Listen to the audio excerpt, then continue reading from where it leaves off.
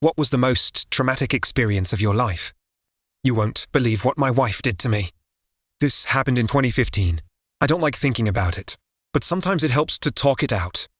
I got home from work and was making dinner for my wife and her small kids.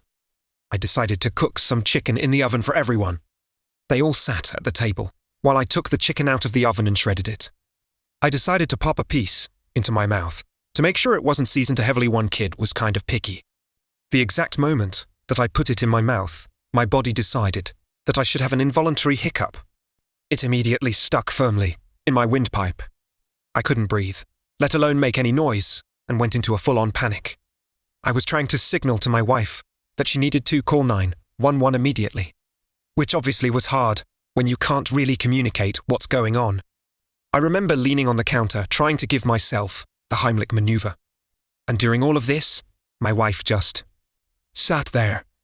No emotion, no urgency, just staring at me as I collapsed to the floor. I had to lie there and stare into my kids' eyes as I began to pass out. For some reason my body decided enough was enough and was going through the process of trying to make me throw up. I remember losing vision when all of a sudden I started convulsing. And it came out. I still don't know how or why.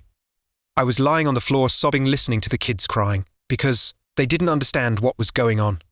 My wife finally got up, walked over to me on the floor and said, "You good now?" It messed me up pretty bad, to be honest. So I decided to seek therapy to try and process, almost dying. During that I realized that wife really didn't seem to carry.